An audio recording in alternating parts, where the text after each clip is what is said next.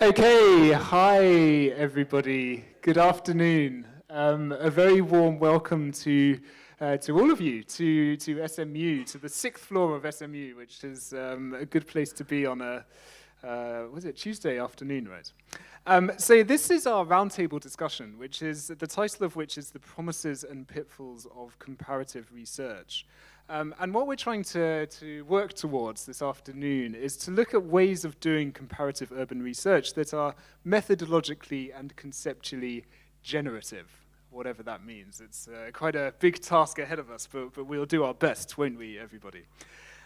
This draws on, for those of you that weren't with us for the morning session, this draws on a wonderful keynote given by Eric Shepherd and Helga Leitner this morning, where they were talking about the importance, this sort of methodological approach that they're championing, which is all about conjunctural research, right, to try and develop a more comparative understanding.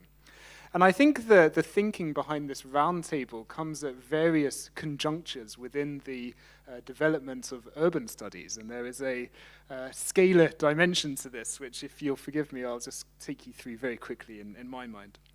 The first, at the biggest, sort of most macro level, there have been a lot of calls recently within urban studies to try and work towards a more global urban studies, and that's to decenter the Anglo-American Academy, to think about what urban studies from different parts of the world, from different cities, might look like.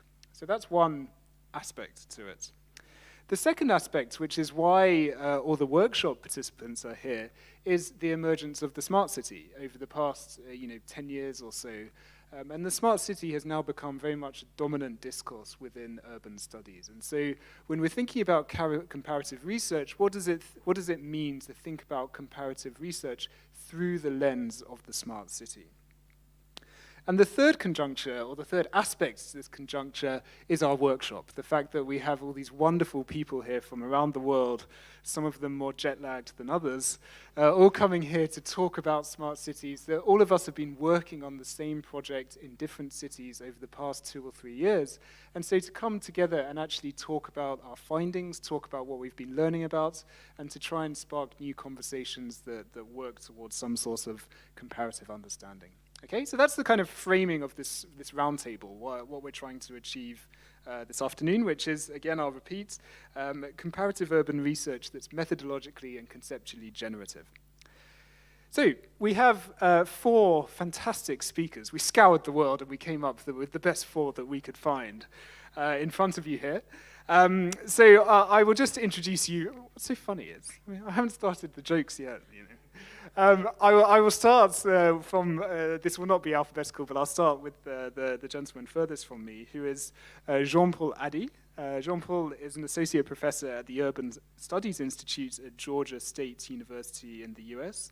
And he's particularly interested in the politics of infrastructure with a focus on questions of infrastructural regionalism and temporality. And he's just published a fantastic paper on infrastructural regionalism, which I hope he will talk a little bit about later. I should also add that JP has arrived in Singapore at 2 a.m. this morning, so we might need a stretcher to get him out of here. So Jean-Paul. Next to him, we have a man that needs very little by way of introduction, who is Kevin Ward. So Kevin is Professor of Human Geography, and he's also Editor-in-Chief at Urban Geography, Professor of Human Geography at Manchester, I should say. He has a very well-known and very well-respected reputation for his work on comparative urbanism, municipal finance, policy mobility studies, and also urban governance. Next to him, we have the wonderful Sarah Moser. So Sarah is Associate Professor at the Department of Geography at McGill University, and she's also Director of the Urban Studies Program, and like myself, is actually an alumnus of the PhD program in NUS Geography here. So we have 2 NUS PhD alumni amongst us. Sarah does some really interesting work on global trends to do with new cities that are built from scratch, particularly in Southeast Asia and the Middle East. So there's a strong sort of Islamic urbanism aspect to her work. And then finally, just to my left here, we have Sean Teo, Sean is one of the most promising Singapore-based urban studies scholars that we have. He is currently an assistant professor in the Department of Geography at NUS, and he's doing some really exciting work on critical urban governance and politics in Asia.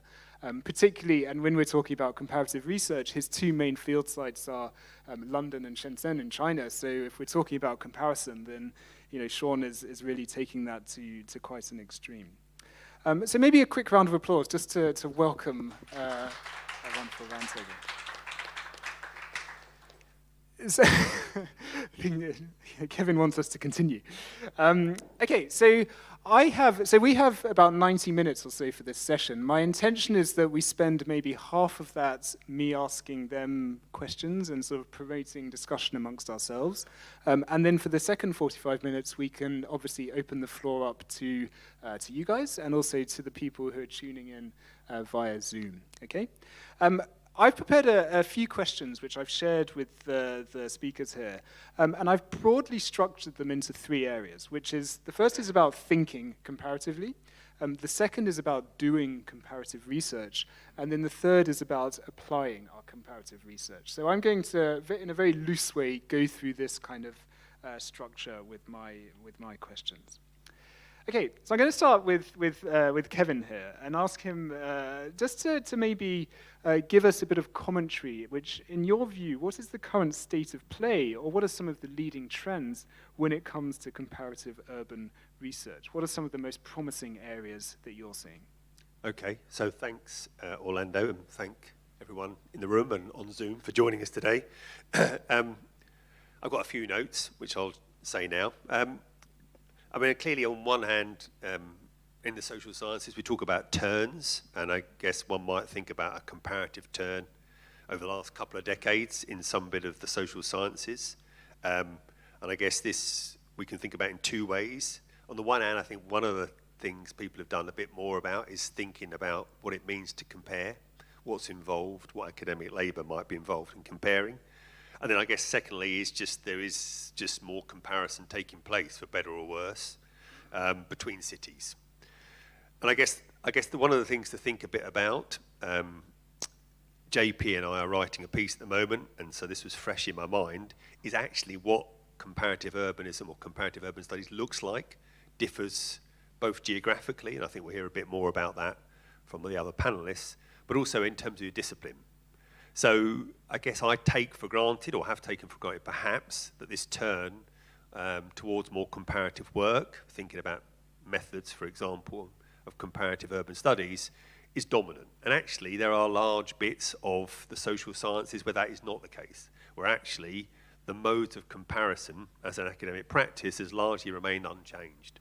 And if you don't believe me, look in some of the urban journals where actually some of the ways in which cities are chosen to be compared, and then the kinds of methodologies, I mean the link between concept and theories and methods, is exactly the same as you might have seen in the 70s and 80s and 90s. And I'm not saying that's a good or a bad thing, I just think sometimes I have, and others maybe in bits of geography and planning, have taken for granted this renewed interest and challenging about what constitutes comparative urban studies is everywhere, and it's not.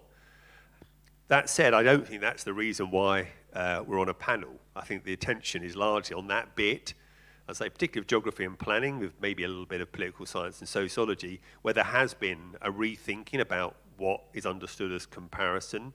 And there's a range of reasons why I think some people in some bits of the world have begun to rethink the notion of comparison. And I would say the organising principles for this turn is this sense about methodologies, but then also an ontology and epistemology of comparison. So that is, what is the objects of our comparison, and then how do we render them knowable? What methods do we use? And how does that actually challenge us to think differently about place, space, and scale, the kind of foundational elements of geography? And again, I think what it looks like, that turn, varies depending on where you are geographically and intellectually. There are a number of reasons, I would say, or areas. We talked about frontiers. Orlando asked to think about frontiers. I guess there are a number of ways in which different strands of work about thinking about comparison come together, I would say. So one is the fact that actually, for better or worse, increasingly it appears that bits of the world are more connected. So the notion of actually existing interurban comparisons or exchange or learning or interurban referencing. So this notion about a kind of extrospective rather than introspective mode of policy making, and the notion of what Jane M. Jacobs talked about, repeated instances. So smart cities might be one example of that, where it appears like in more and more of the world, we see similar things being named.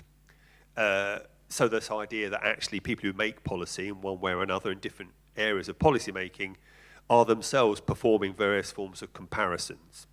So that's one trend, I would say, that people have been writing about and are interested, that gets people to think differently about comparison.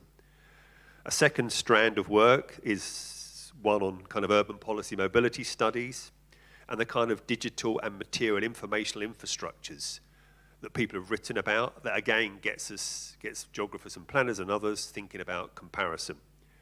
And I guess the third is this de- and recentering of academic knowledge, or the domesticating and provincialising of urban theories. And I guess that last strand is one which is both bigger than comparison. It involves a kind of rethinking about all kinds of things in the world, but it's smaller than it's only part of this broader conversation about comparison.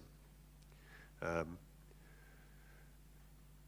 I guess the thing that strikes me when I sort of look across the piece around comparison is actually there's very little consent. I'm not saying this is a good or a bad thing, but there's very little consensus intellectually about what the future of comparative urban studies might be. And as I say, I'm not saying that's a good or a bad thing. It's not like we all appear when you read the different interventions that there's moving towards some future that's set out there. And actually the more comparison, whether it's any of those three strands or other kinds of work that seems to be published, the less agreement, the less commensurability there seems to be about different theoretical positions. And again, when you get to the age I'm at, it does feel like some of these conversations are ones that have been had before and may well be had again, and that might be very good reasons for having those conversations at regular intervals. So I guess what my general view is that what we've been seeing, I would say, is a set of unruly conversations and dialogues. And I guess I don't see any, so one of the frontiers is I don't see any rush to render them more orderly. I think celebrating the unruliness of engagement around what it means to compare, whether some cities are beyond compare, I think is a moot point. I think there are a number of tenets out there in the wider field about seeking to manage the way in which future comparisons might be performed. And I guess my own position is actually I think it's quite healthy to have those unruly comparisons done. I also think that this idea of frontiers, clearly a geographical frontier, is about more unruly comparisons between different types of cities. So this notion of global urban studies, that's actually a shorthand. We don't really, when people say global urban studies or global urbanism, they don't really mean that. What they mean is there are bits of the world that traditionally have not been taken seriously as locations for theory building, and we need then to build them into the equation about thinking about the future of urban studies.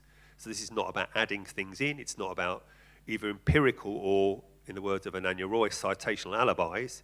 It's actually saying, for example, in the work I've been doing in Cincinnati, what would it look like to start with a theory about accumulation from dispossession generated out of theory cities of the global south, African cities, and how would that allow us to understand what's going on in Cincinnati, rather than starting with, not that there's anything wrong with starting with Harvey or one of the kind of well-known theories of accumulation, for example.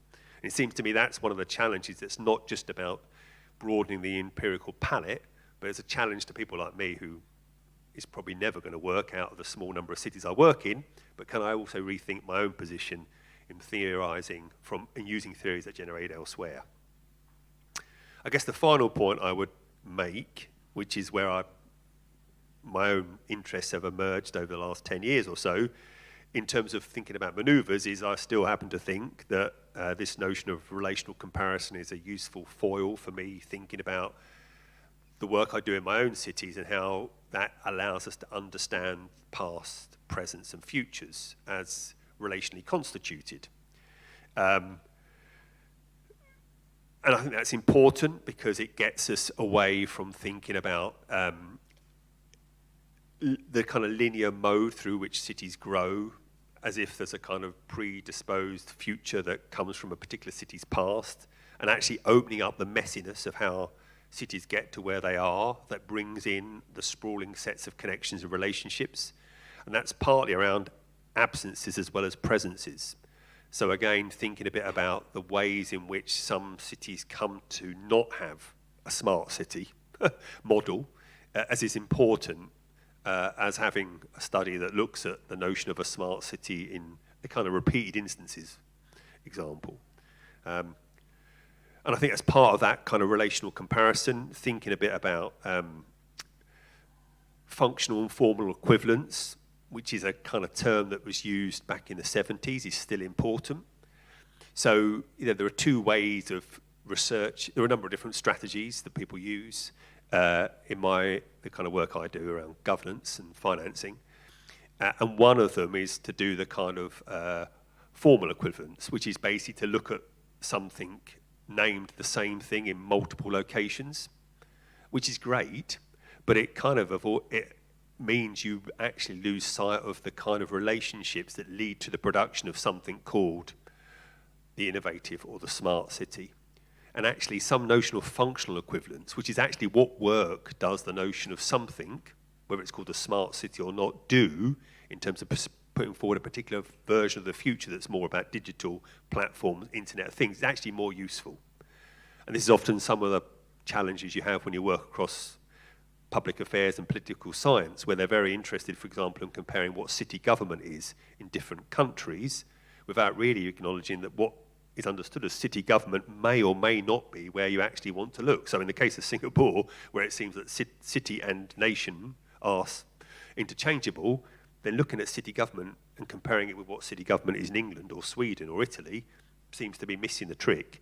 If you're interested in the ways in which cities are governed, that seems a more interesting question to ask. And so I would think a project on smart cities or sustainable cities or healthy cities or age-friendly cities should actually be thinking about the underlying processes that you're interested in, not about these shorthands that are more about, as I say, formal equivalence rather than functional equivalence.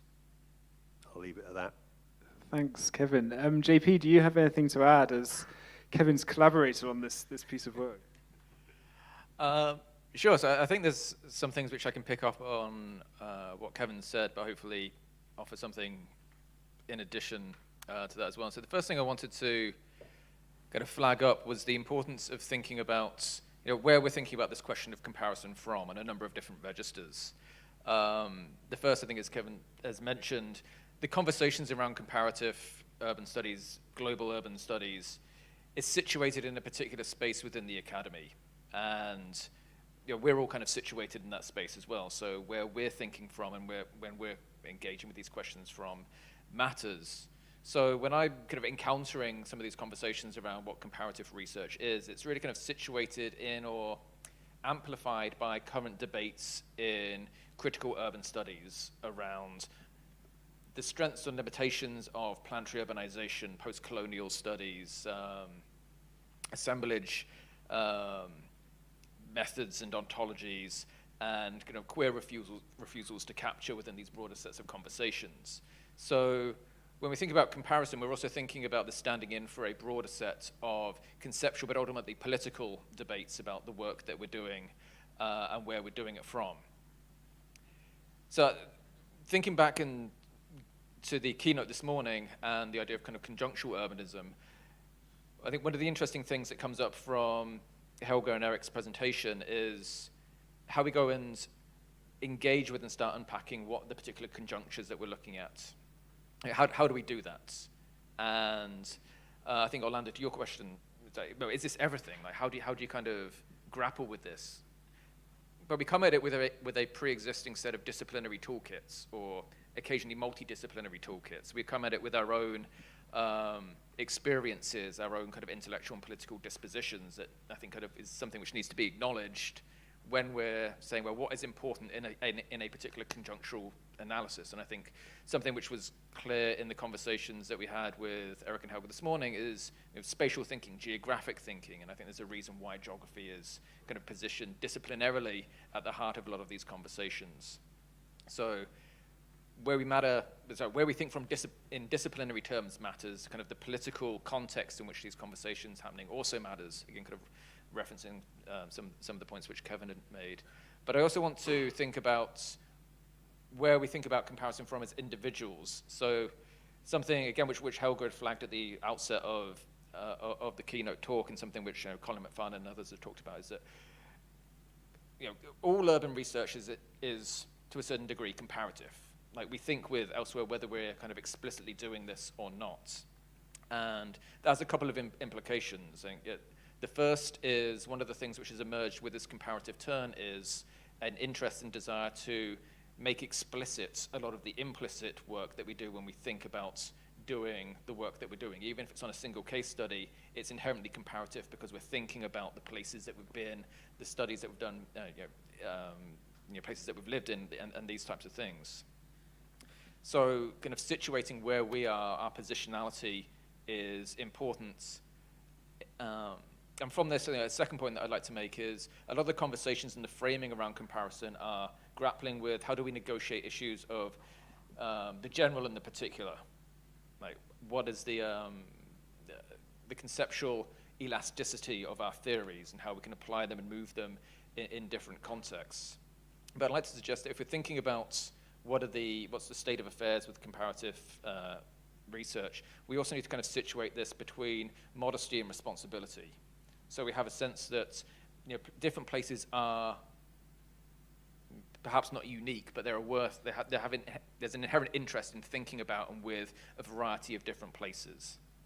And to do that, I think, when I think about the work that I do comparatively, my work is in the global north because those are the cities that I've lived in, that I've experienced, and I don't have the capacity to go and do research in the global south without reproducing some problematic exploitative forms of knowledge production or parachuting in. And I think there's a danger to that, even if you are doing a project which lasts 10 years and you're kind of returning to the site. I think there's a need for modesty in terms of our own ability to recognize and understand and gain an insight into an other place. Yet at the same time, I think that need for modesty is balanced or doesn't negate the responsibility that we have to think about generating theories and concepts that have a broader degree of applicability, that help us render the world intelligible and say something about the work that we're doing. So the state of affairs in comparative research, I think it's very kind of an open, a generative time. Again, kind of echoing Kevin, that the heterodox nature of comparative work is, I think, a benefit. It's good that we don't have a singular direction that we're going to. I think it's useful to situate where we are within these conversations and use that as a way to recognize and acknowledge the bounds and limitations of the concepts and the theories that we're using, both as individual researchers and in terms of the concepts that we're forwarding. And I think that goes for a sensitivity to the local specificities of place, but also if we're thinking about broader theories that are operating at a higher level of generality, that are making claims about capitalist urbanization.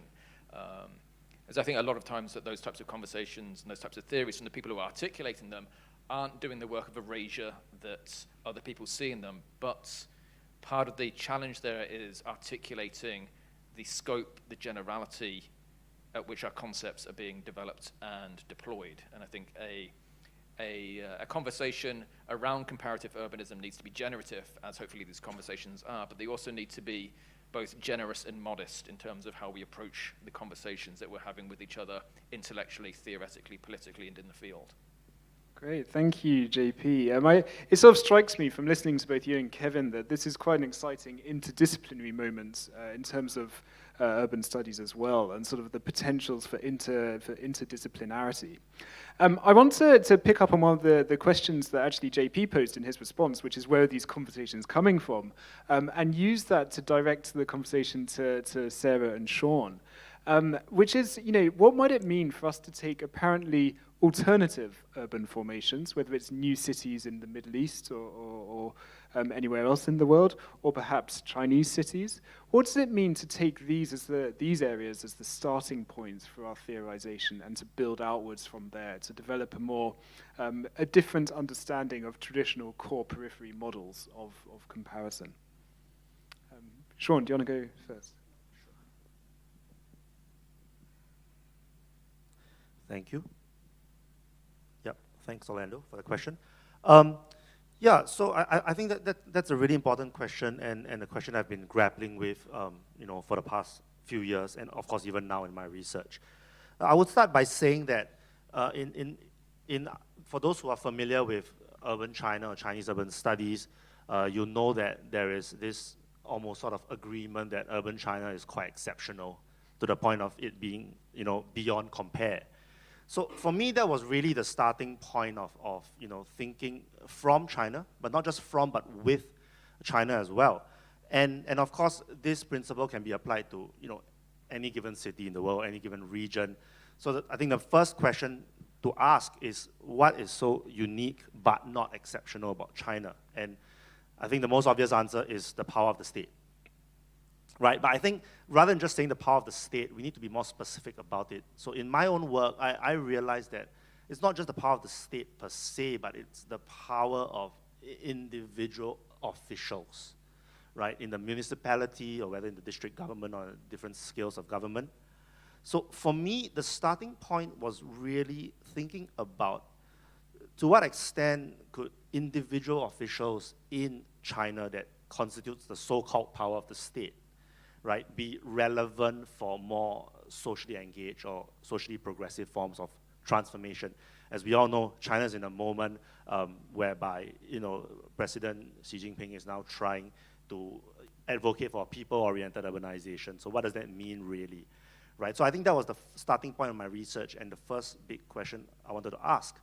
And where is the comparative moment then? So this is interesting because when I was in Shenzhen doing that pilot field research, I was also based in UCL in London, right? And reading the papers every day and reading stuff about London and austerity and all these kinds of things, it gave me the idea that the local authority was, quite powerless, victims of austerity, couldn't do much in terms of, community-led housing, which I was interested in.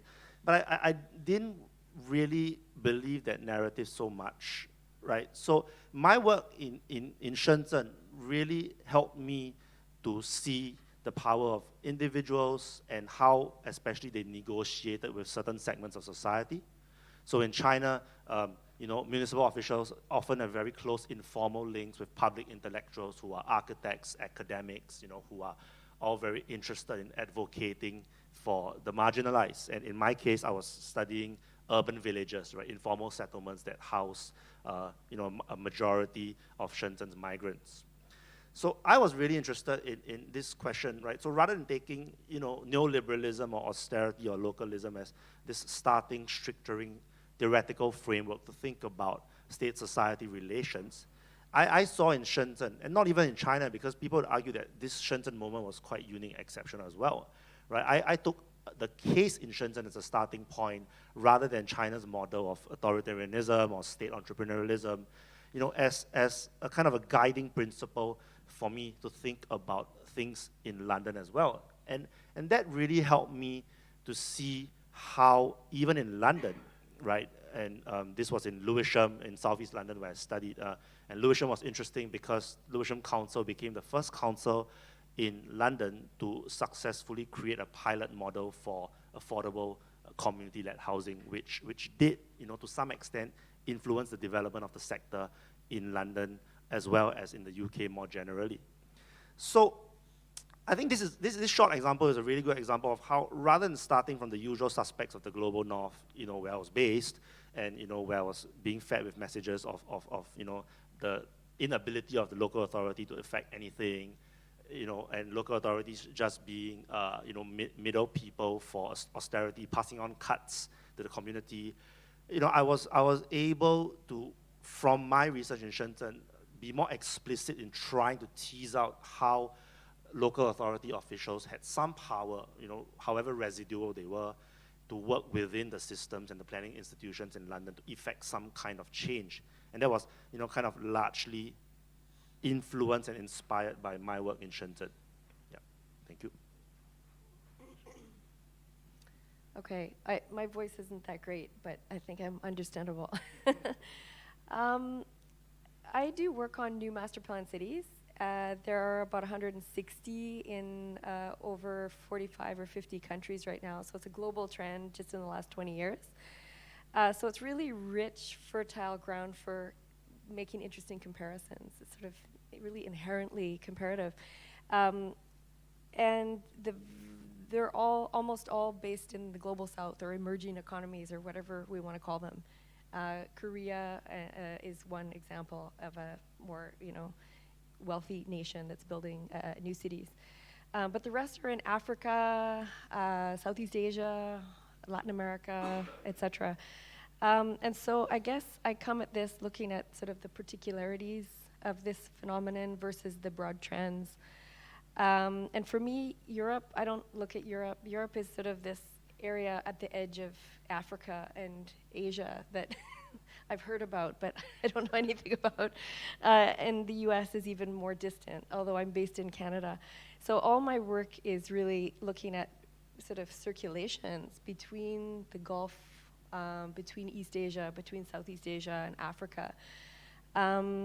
So I guess I'm driven by sort of some key questions in my little field, my little subfield that I can speak to. And so I'll just run through some of these that are maybe directions for future research, but also questions I'm interested in right now. So why is this moment such a fertile ground for new city ideas and schemes? What domestic and global forces have aligned to make the creation of new cities so seductive? And who are the actors facilitating the creation of new cities? Both domestic and foreign, both public and private, and what are the kinds of geopolitics that result? So one quick example is the Korea Land and Housing Corporation, or LH. They're building a city in Kuwait, a smart city in Kuwait, and they had plans to build one in Brazil. And Korea's all over the place, and everyone talks about the Singapore model, and very few people are talking about Korea as an exporter of a particular type of smart urbanism. And likewise, Malaysia is a huge exporter of a particular Malaysia model that we have a very good scholar working on right now at the Asia Research Institute. What is being built and for whom? Who is being physically or symbolically excluded?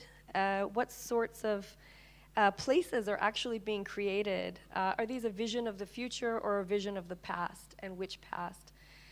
So that kind of touches on my work on comparing Muslim-dominated places in Southeast Asia, Africa, and the Gulf, which are all, to varying extents, engaging with certain interpretations of Islam in a lot of new city projects. I can go on about that, but I'll go to the next series of questions. What are the legal mechanisms that allow new cities to get off the drawing board, and what sorts of colonial structures, laws, or other legacies are shaping these projects? Who's creating these visions? What policies or ideas are being circulated transnationally? And which models or antecedents are being looked to for inspiration? Again, it's coming from all sorts of unexpected places. Nobody's thinking about London or in New York or Chicago or any of these kind of global cities, in my research anyway. And then what rhetoric is being employed to promote and legitimize these projects, and why? How are globally circulating terms such as smart and green and eco interpreted in very different ways? And then how are locals resisting and challenging these projects? I'm really interested in the comparison of colonial legal legacies, particularly between Canada and Johor, which has many of the same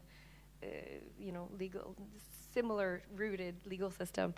Right now, Indigenous people in Johor are fighting back against urban megadevelopments using Canadian Indigenous legal precedents. So I'm kind of interested in how there's an interplay between former colonies. And then finally, what places do not have smart city projects underway, and why? Because if there are about 50 countries with these projects underway, what are the ones that are resisting this? And what unique features do they have that are allowing them to resist this sort of seductive trend? So I'm going to end it there. Great, thank you, Sarah. So actually building on the idea of new cities where there's an assumption of emptiness before, which is obviously problematic, but it's also quite an interesting starting point. I want to talk a little bit about genealogy and the sort of bring this into conversation with why we're all here during this workshop, which is to talk about smart cities. And obviously the idea of a smart city has a certain marks a certain point in time, and there's obviously cities before smart cities, but then there is some sort of change that needs to be affected in order for a city to become smart in various ways.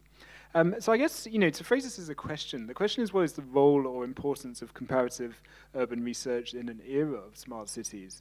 And maybe I can direct that to JP, because I think you've got some interesting things to say about this idea of genealogy and time and things like that. Yeah, so I think I'll take up the invitation to talk about temporal things on a couple of different registers. The first, I think, is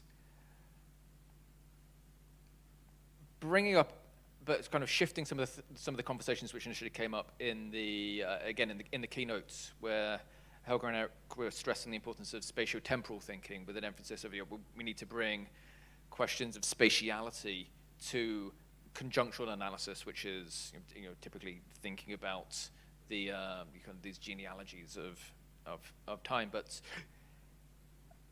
bringing up the questions and dynamics of time, I think, are useful and instructive for smart cities in a couple of different ways. The first, I think, has been mentioned by Kevin and Sarah already, which is thinking about what does the discourse of smart cities tell us about the relationships between the past, the present, and the future. And it's like you're Kevin Ward. Rob Kitchen is also bold. And white. And old. Yes. There's a good comparison. Yep. So Rob Kitchen's done some, I think, seminal work thinking about the timescapes of smart cities, which brings some of these questions to the fore, where we think about the relationship between the present, the future. How do we think about forecasting smartness? How do we think about backcasting from the imagined utopian smart urban future that we're thinking about, but also grounding this in a sense that we're coming from particular paths and particular places, and these are geographically, contextually specific and contingent. So we have these broader questions about what is the work that smart cities are doing beyond their immediate kind of technocratic interventions. Like, how are they enabling us to imagine the future, to do the work of infrastructure in presenting the future, both in terms of displaying it, but also bringing that future into the current instance.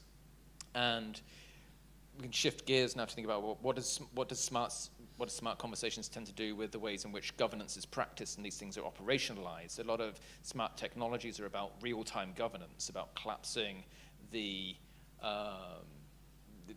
temporal distance between the production of data, its utilization, its application, its feeding into various urban systems, often down to milliseconds if we're thinking about the responsiveness of particular technologies.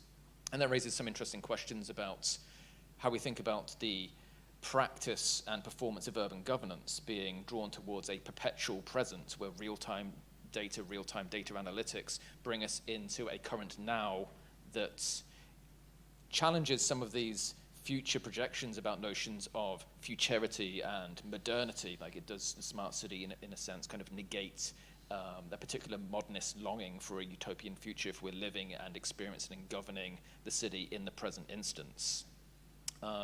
So there's, I think, temporal dimensions to think about when the smart city is practiced. And thinking about some current work in infrastructure scholarship, there's the question of when is infrastructure in addition to what is it? So what is the smart city, but also when is the smart city? When is it actualized? When does it exist? Is it something which is practiced and performed in the present? Is it something which is projected into the future and aspired to without necessarily being operationalized and realized in practice? So that question of when is the smart city, I think, is something which is useful to engage within a comparative manner across the case cities. And that brings me to the last point that I want to make on notions of time, which is also thinking about when is comparison, like when is the comparative moment in the studies that we're doing, that we're thinking about. Again, jumping back to some of the ideas that come with the keynote, is the comparative moment being foregrounded at the outset of a study to give us a set of parameters to think about? Is it something which Montero and Ballucci recently argued about, where we can do a posteriori comparison, where we do the studies and then we come together and do something which we would normally, has been done a whole bunch of times already, but we're putting an explicit name to it, where we have two case studies and then we bring them together and compare them, and that gives us a different temporal dynamic methodologically in terms of how we think about engaging and bringing smart cities into dialogue. And ultimately, I think there's a challenge here which the comparative turn, these arguments around global urban studies have asked us, as Jenny Robinson has said, to think through cities elsewhere, to engage with other elsewheres when we're doing stuff. But I think there's a lot of interesting and generative stuff which we can do comparatively by thinking through elsewhens as well as elsewheres. Great stuff. Thank you, JP. So I'm mindful of the time, and it's racing away from us. We're coming up to 42 minutes. What I'm going to do is ask one more question, and then I'm going to open it up to the floor for you guys to ask your questions, including those who are tuning in via Zoom. So please be ready after this question and round of responses. I'm not going to direct this at anyone, but any of you can jump on it and tear it apart as much as you want. But thinking again about the idea of time and the present moment. And this is me jumping to my applying section of my questions, but actually thinking about COVID. And that has been a defining moment in all of our lives, which is still, the effects of which are still being felt in various ways, in various degrees, but they're still being felt in cities and in non-cities throughout the world. So I guess in some respects, the COVID-19 pandemic has been a great equalizer for cities, providing a sort of connective thread of experience that connects cities around the world. But obviously responses to the pandemic have been variegated throughout the world as well. I guess now that we're slowly moving towards a post-pandemic future, what does this mean for comparative urban research? So I'll leave it out there, and you can answer or respond as you wish.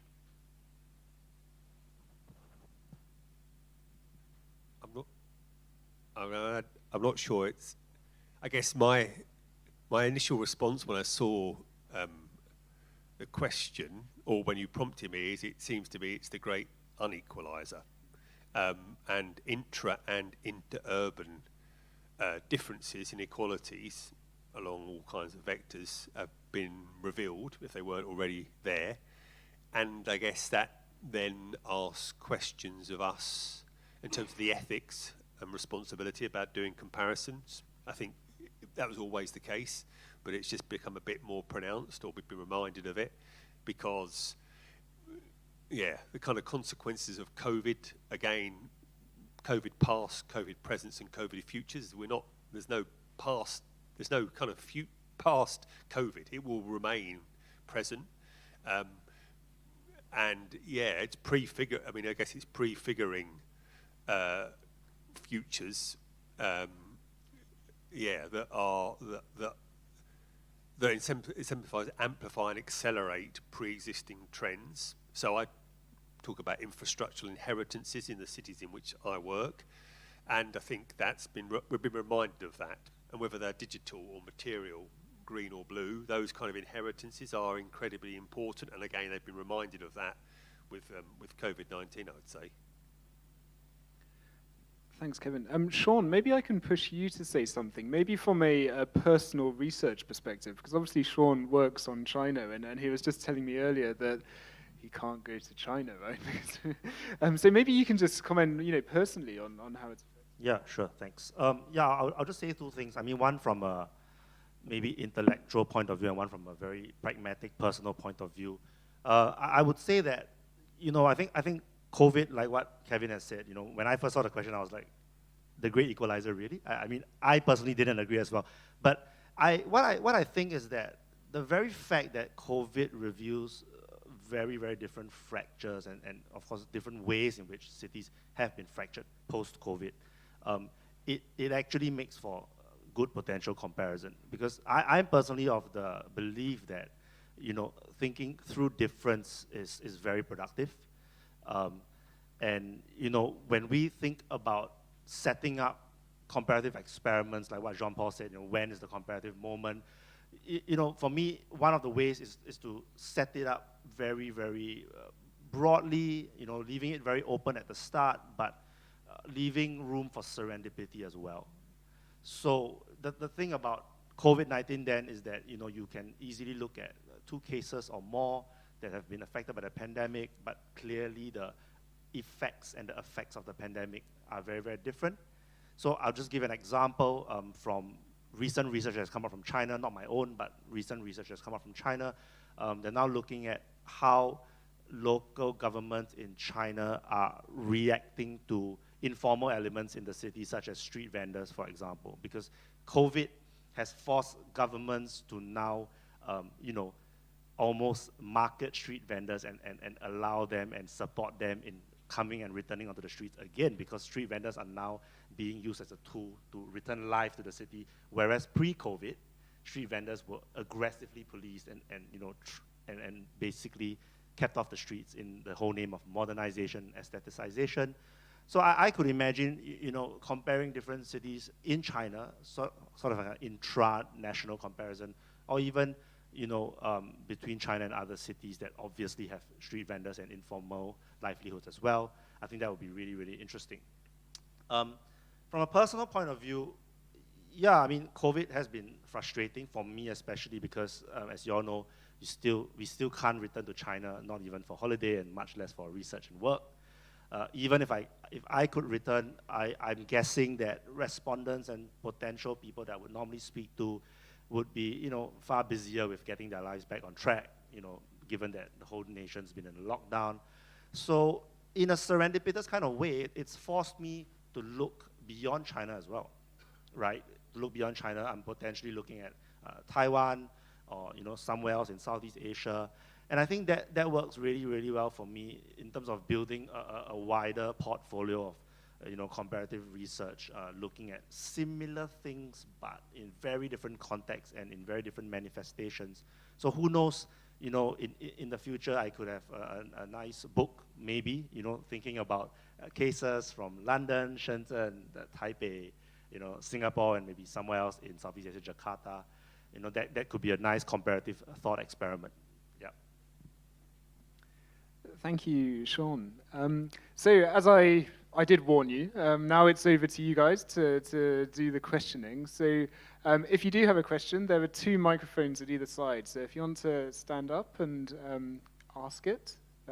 You can just go and stand up and go to the microphone.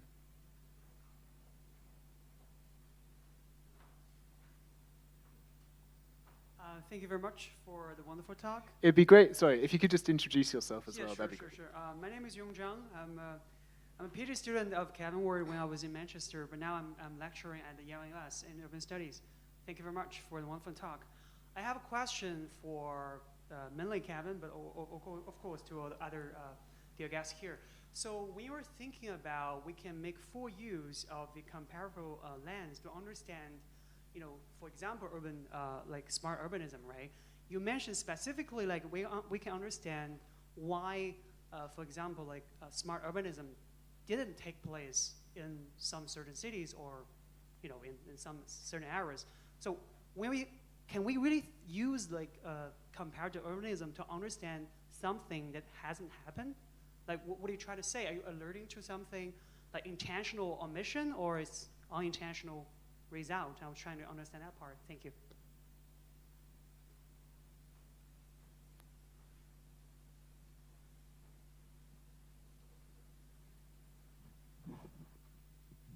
Okay. I mean, Sarah talked about her own work and where there's new cities are and where they're not. I guess there's a difference between an absent absence and a present absence. And actually, some of those things are not knowable in advance about where something's been discussed and doesn't exist. So you talk about maybe a smart city and the consequent, so JP talked about the work that smart cities does.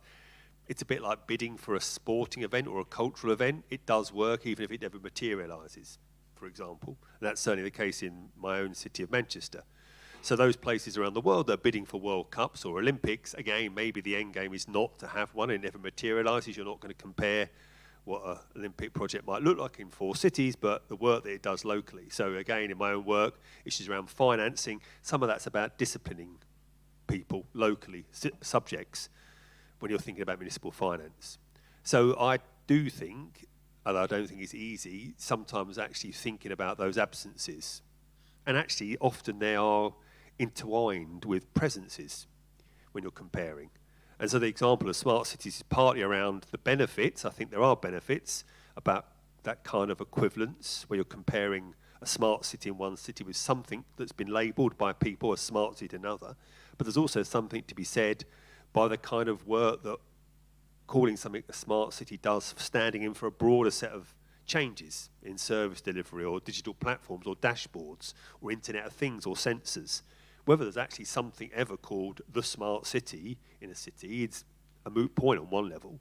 Actually getting into why those things have been produced seems to be quite interesting. Oh, hello. Sorry, some people who joined me behind, so. Actually, Kevin, on that note, we do have a question from one of the people behind us on the attending via Zoom. So Sung BB, if you're there on Zoom, you can ask your question in person. I believe there's been a request to ask it in person. Yes. Hi. Can you all hear me? Yes, we can. Are you able? Okay, great. Hi, I'm BB from James Cook University, Singapore. So I have a question about, in Singapore, government tends to talk about the smart city as our solution in terms of building a resilient city, especially a resilience towards an uncertain future. So as the first person who asked the question talks about. And I just want to know, like in terms of your research, anyone in the panel on comparative studies, how does this bear out in your research? Like, is there evidence of any city that talks about being a smart city as a way of building resilience, especially towards an uncertain future?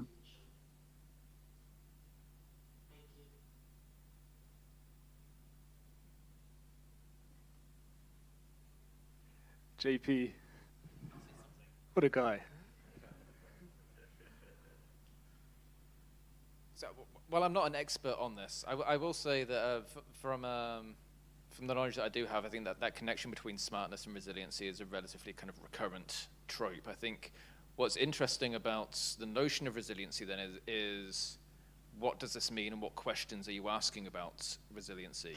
So I was, before I came, I was reading Tom Slater's latest book, Shaking Up the City, which has a chapter which is kind of like discussing the spread of resiliency as a trope in a kind of policy discourse. And there's the idea of resiliency as a normative good, that we want to be resilient, that the future is uncertain, and therefore the ability to adapt or bounce back to internal or external shocks is something which cities should be preparing for. And you can kind of see a field industry of Arabs and KPMGs kind of circulating resiliency plans, or cities kind of instituting resiliency officers, which to a certain extent, may or may not be kind of engaging with smart city technologies or discourses or narratives.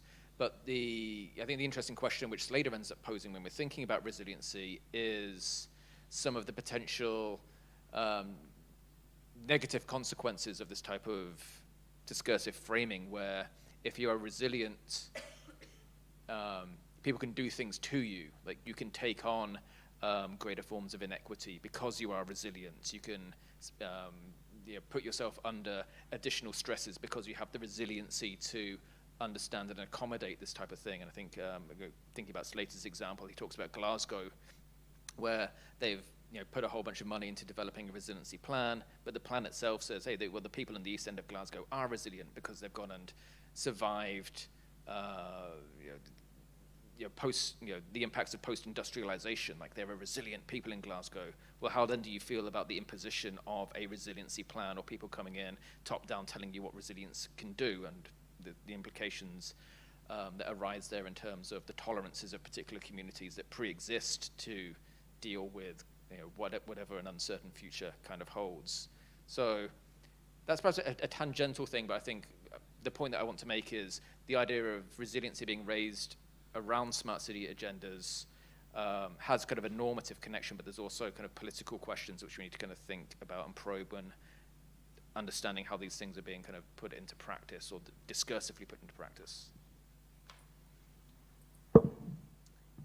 Thanks for the question. It made me think about what's going on in the Gulf states right now, and how smart and resilience and sustainability, they're all being interpreted in very economic terms, and it's more about being smart and surviving the end of oil, being resilient and sustainable to not collapse when we reach peak oil.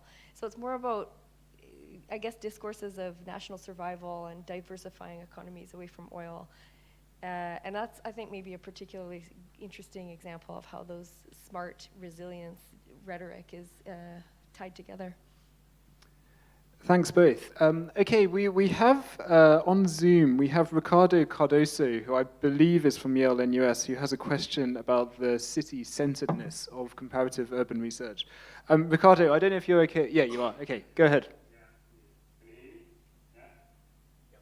Hi, everyone. I'm sorry that I cannot be there. So I have a question, about the city-centeredness of comparative urban research. Was the best way I had to describe the question that I had. So it's interesting to me how, in kind of like talking about the promises and pitfalls of comparative urban research, we tend to get stuck to this sort of image and idea of the city, right? And I think this came through a little bit in a way. Everyone talked about their problems and their questions in the beginning. Global urban studies is about including these neglected cities in the infrastructure of theorizing. It's about generating concepts from the experiences of cities that are off the map. So the question that I have actually is about sort of like the processes that actually connect cities. And of course, there's comparative urban research that also thinks about this. Not just the ideas and the policy that, of course, Kevin knows a lot about, but the people, the resources, the infrastructure, the things, the materiality that actually interconnect cities and indeed make the contemporary urban experience, kind of like deeply global, right? So the global is not just that it is about including these other cities, but about something, there's a global presence in our local experience. And I mean, I cannot think of a better example than the city that we live in, Singapore, that is. So I guess my question is, for anyone that wants to answer or think about this, is whether we are stuck with the language of planetary urbanization to think about these type of processes, or if comparative urban research can play a role here that goes beyond sort of like that, what sometimes I find rather limiting ways of thinking about the urban from sort of like a planetary urbanization perspective. That was the question. Thanks, Ricardo. Anybody want to jump in?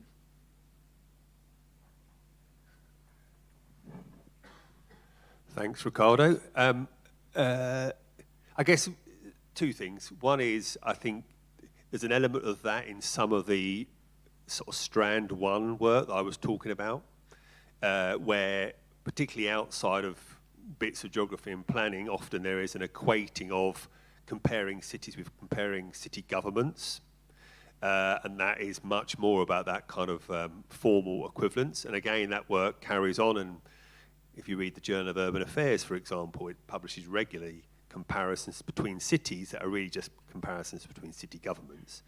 I'm not particularly wedded to the notion of planetary urbanization. This notion about the kind of global-urban interface, this kind of making of the global through the urban, this notion about the world and the city and the city and the world, that kind of relational thinking, I think, is fruitful and does move us away from the object of the city.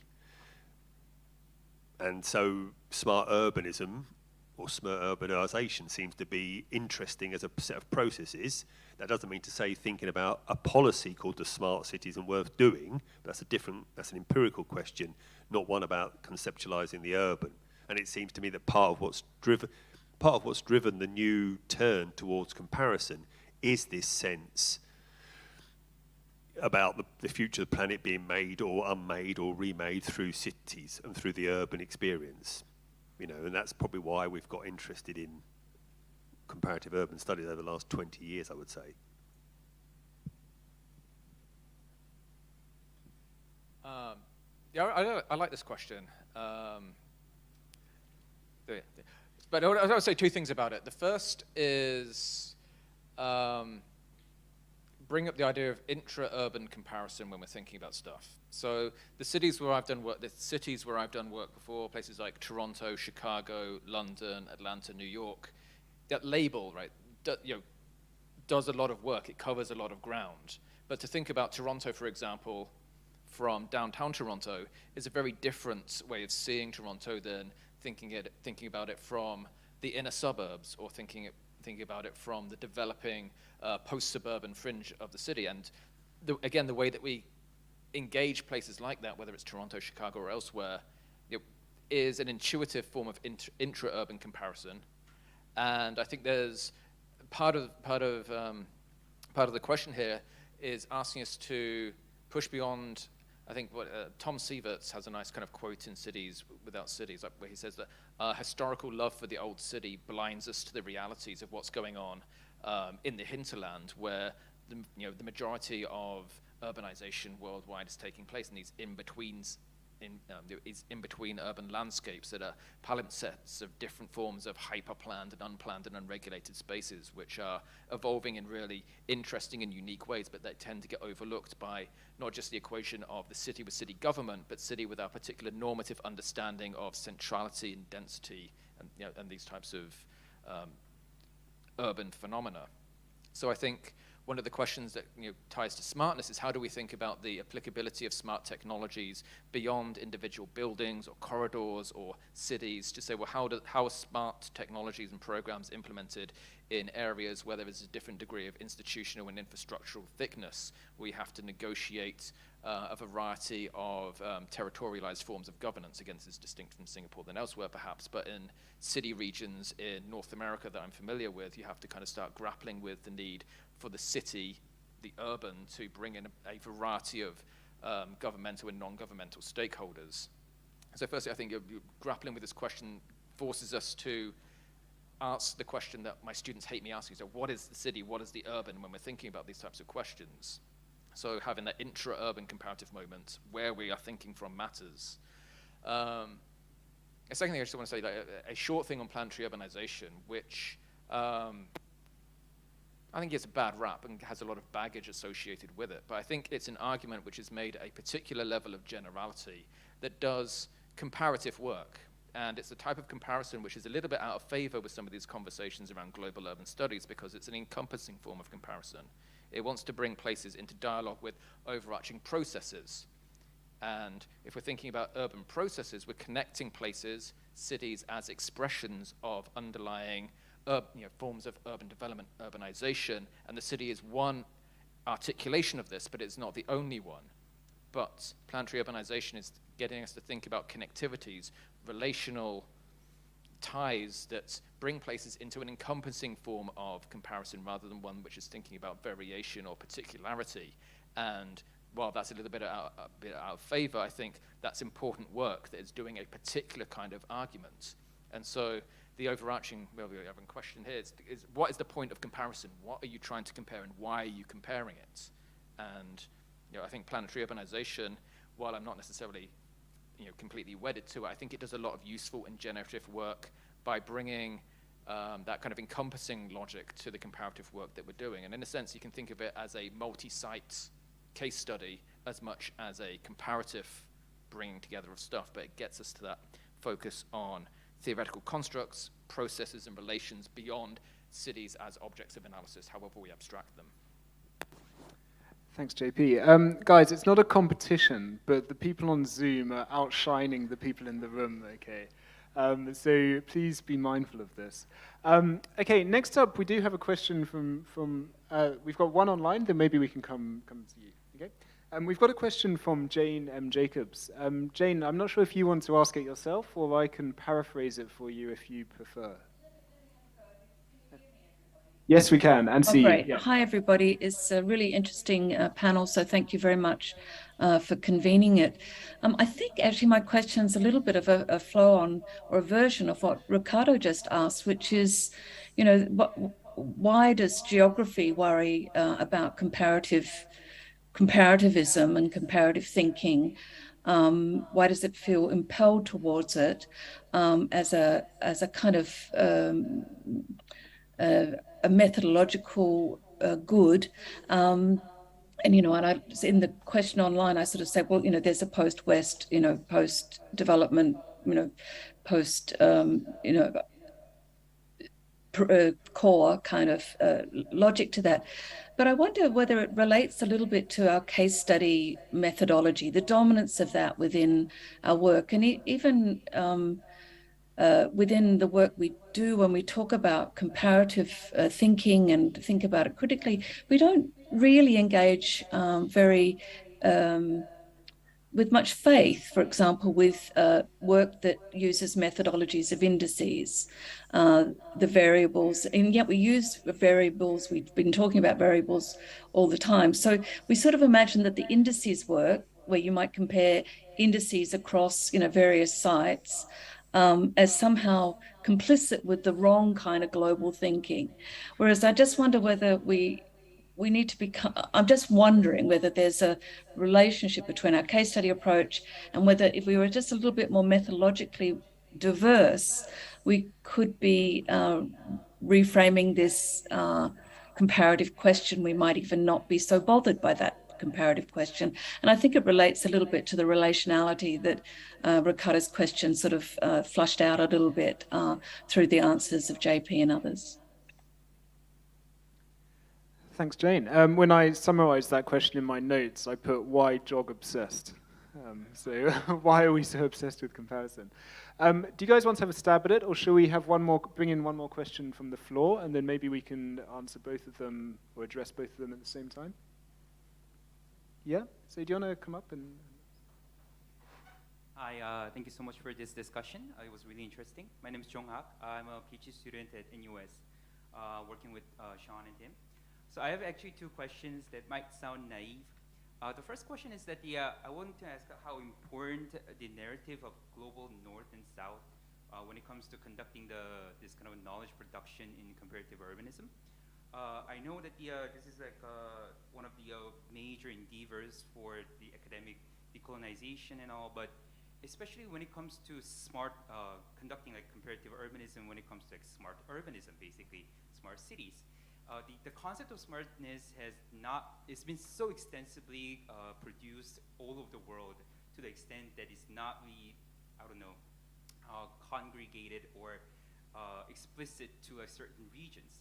So basically, can we, for example, compare Stockholm and Taipei, or Taipei or Seoul as two random cities, instead of saying, oh, this is a comparison of the global north and global south, or south-south comparison? So that's one of my questions, because even in the morning when we had like this very productive presentation by Eric and Helga, they also emphasized the importance of knowledge production through the South-South comparison.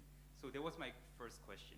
And second question, which is I think way more concise, is how can you justify a comparison of two different cities? Like, if this is about generating two new conceptual insights, what makes it, how can we say that comparing A and B is, I don't know, logically, I don't know, more rational than comparing A and C, for example?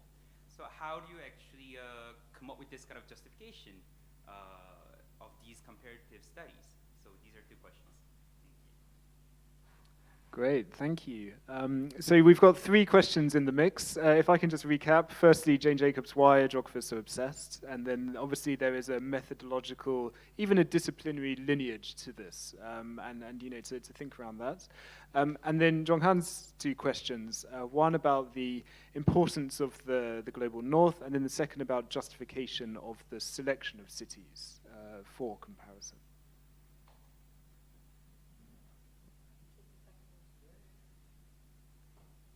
I'm going to take your question first. It was really interesting. I don't like using these terms, global north and global south. It's shorthand. It's very messy. So I take the point. I'm trying to figure out other terms to use. There's a very nice book published last year by Garth Myers, who's a prof at Trinity College in Connecticut. And he argued in the book, he laid out 7 case studies arguing that the global south is everywhere. What we think of as the global south exists in every global north city. So he compared aspects of Hartford to, you know, Zanzibar and I don't know, I can't remember the other case studies. But it really made me think, there are examples in the so-called global north in my own country, especially now that I'm starting to look at indigenous issues and land grabbing and for smart city projects. I think there are definitely parallels. And like what I alluded to earlier about the indigenous issues in Canada and in Johor, there's definitely interesting parallels. We have our own failed smart city project in Canada that I think is kind of interesting to potentially compare with other smart cities. I guess we have robust public discourse and I don't know, democracy that fended it off, but we were very, very close to having a Google subsidiary create a smart city on the edge of Toronto. So I think your point's well taken, lots to think about.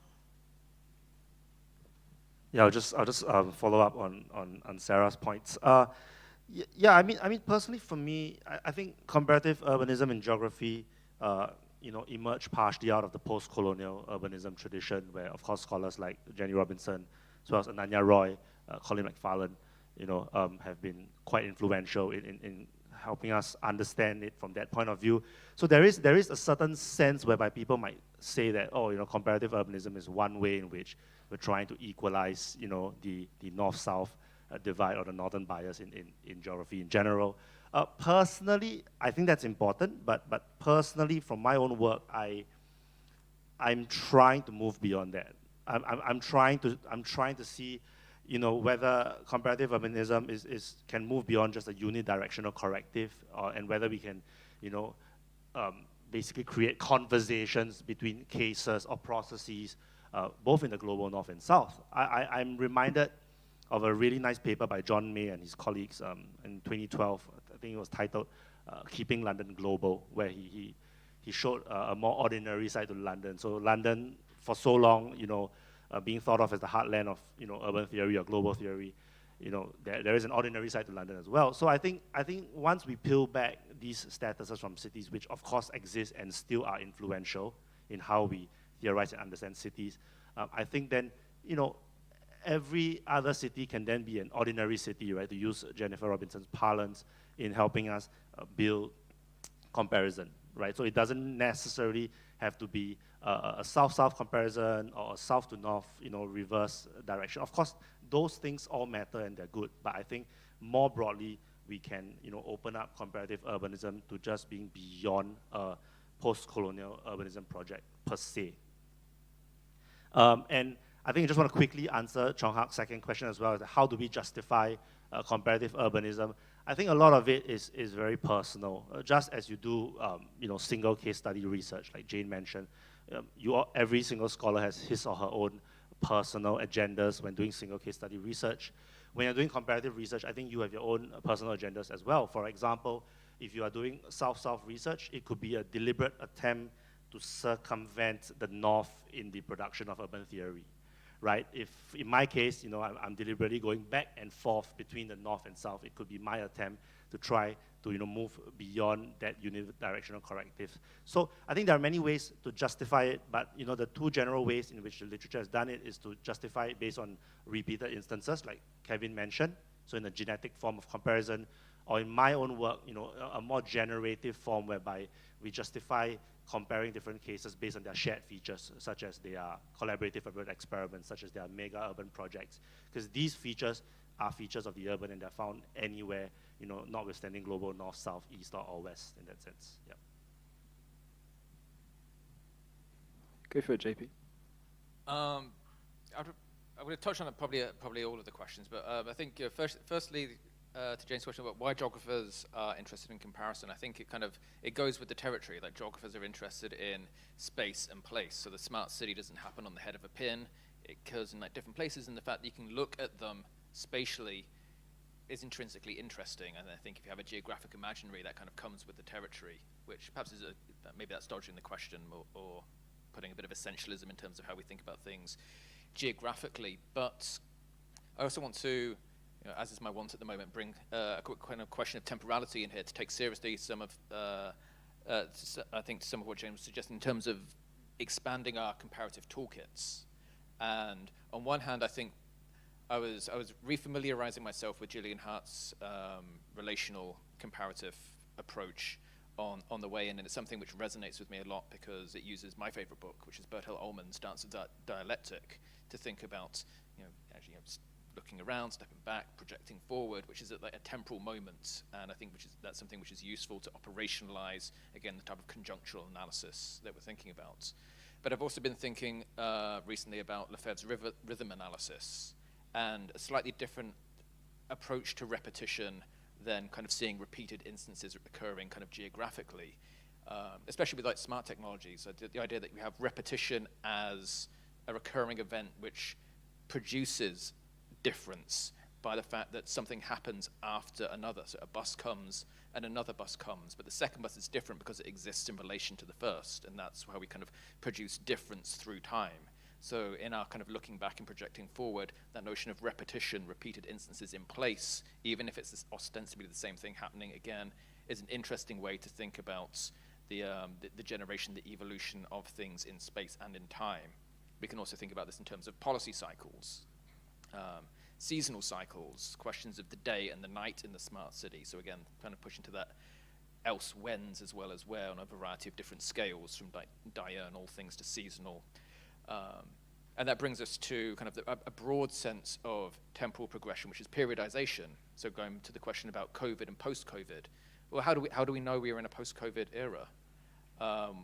2 years down the line, it might just end up being a blip, like the global financial crisis, where in a lot of instances, like thinking about what's happening at my university, they're doing their best to make our experience of educational academic life exist as if COVID never happened. It's like, get back to what you were doing before, ignore, no masking, get back in the classroom.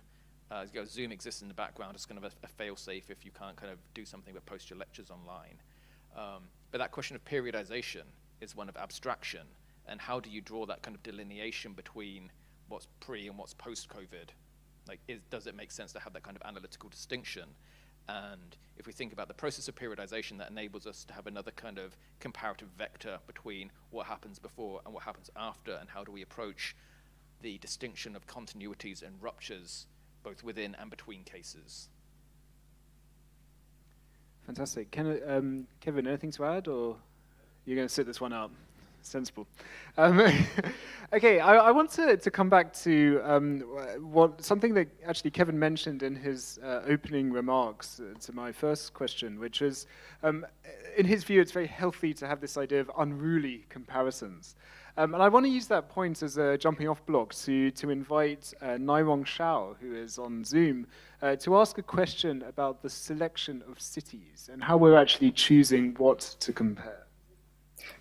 Hi, everyone. Thank you. I'm Shao Nairong. Can you hear me clearly? Yes, we can, yeah. Thank you. I graduated from Chiang Mai University of Thailand. I did my research on transnational Chinese in the context of Thailand in Chiang Mai.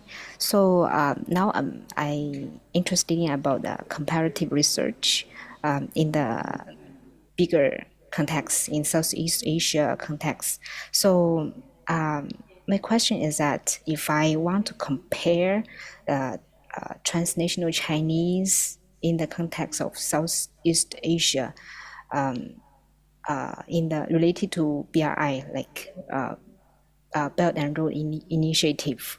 So is that possible that I select Singapore and Bangkok as the two cities to compare, or I can compare Singapore and Chiang Mai?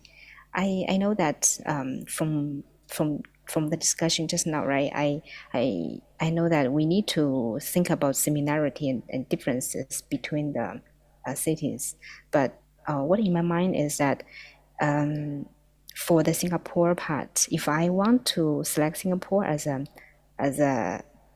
target city to compare, for me, I have been doing the BRI-related research for 2.5 as a research assistant for a professor in Chiang Mai University. For me, I think Singapore is a BRI city or a BRI country, but for some of the scholars, they might not think in this way as I think.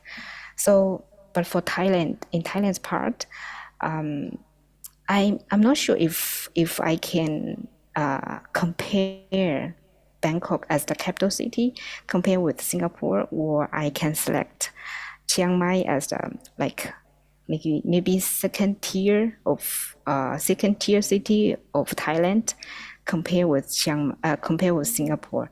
So my question is that I don't know what is the criteria to select. For me, I select those cities, but I don't know if my criteria is reach the standard. do you get it? Yep, that's great. Thank you. Any more? So I think we've got about 6 or so minutes left on the clock. So are there any more questions from the room that you'd desperately like to ask before we finish? No? Tim, go for it. Yeah.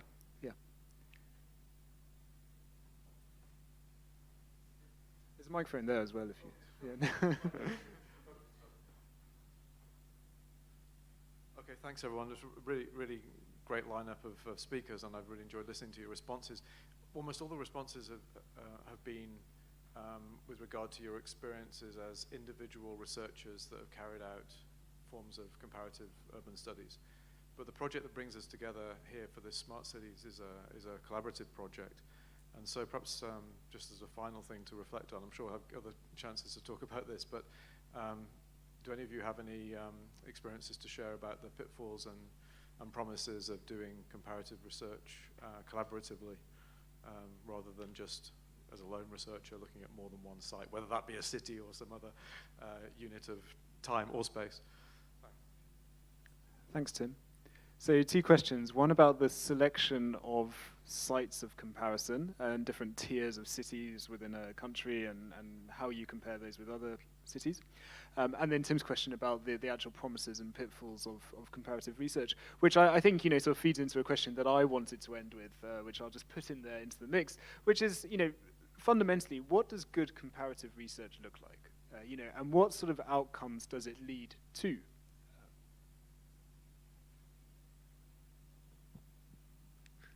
given I passed on the last one, I figure I should start with this one. So to the first question on Zoom, I guess I mean, and this also echoes Jane M. Jacobs' question of what is it a case study of?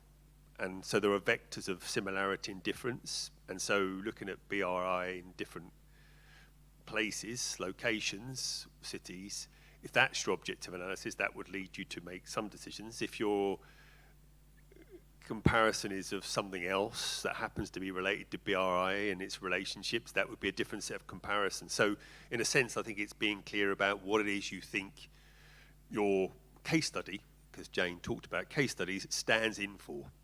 And it's always about a shorthand, whether it's a policy, a neighborhood, a community, or something called a city. So I guess that would, I mean, that's just a weak way of saying, actually, you need to think carefully about what are you thinking about a case study of before you select what your case studies are.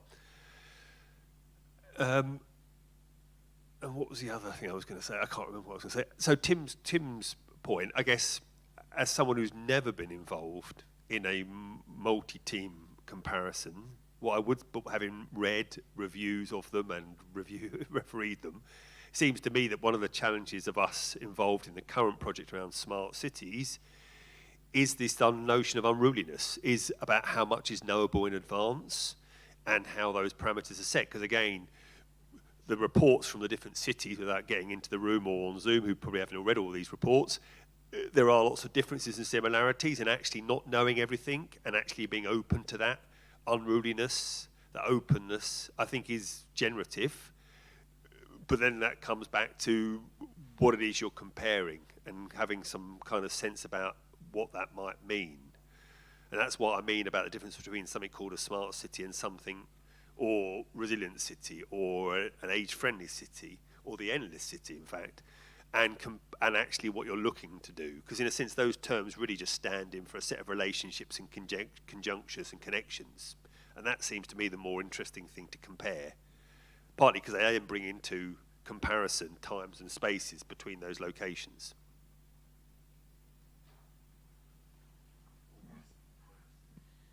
I just wanted to comment on Tim's question about the promises and pitfalls. I have 3 points. One is just the general challenge of multi-sided research and giving everywhere a fair shake, I guess. And the second relates to that in the sense that I speak Malay and / Indonesian. I don't speak Arabic. And so I think the potential that I see in my own work is to collaborate with people who speak multiple languages and can get at individual projects from multiple directions. So for example, I've worked on Forest City, which is a Chinese development. I don't speak Mandarin. And my Indonesian and Malay is pretty useless because all the workers are from Bangladesh and the management's from China and the private security force is from Nepal, et cetera, et cetera. So there's huge scope for really interesting combinations of people who speak different languages. And then the final point is finding locals to partner with has been really hard in the work that I do because no one wants to write critically about a lot of these projects that are, the pet projects of authoritarian states. So particularly in the Gulf, but also in Johor, people are very cautious. So that's sort of a challenge, ongoing challenge. Sean, you've got 1 minute. Yep, I'll just do it really quickly. I'll actually address your question. What makes good comparative research? I'll say 2 points. The first is that good comparative research creates concepts that add nuance or goes above and beyond what we already have. So we shouldn't be comparing for the sake of comparing just because it's sexy, just because it's nice to jump on the bandwagon, right? So we need to make sure that good concepts come out. And the second thing, which is really, really important for me personally, is that good comparative urbanism must demonstrate a positive link between the method and the outcome. Right, we've been sitting here today talking about comparative urbanism, but we haven't actually talked about how to do comparative urbanism. So to me, that is something that I'm still looking at as a researcher, even when I was a student, which is, literally what are the steps to take, what can we take, and of course, a lot of it is the unruliness that Kevin was talking about, but I think a lot of it is also about creating a particular system where, you know, it can help you actually operationalize the comparative research. Thank you. Thanks a lot, Sean. Okay, so we're officially out of time. Everybody, please join me in thanking our 4 wonderful panelists for sharing their thoughts. Yeah, I hope you enjoyed it as much as I did, and you know, let's look forward to continuing the conversations over the next couple of days. Thank you.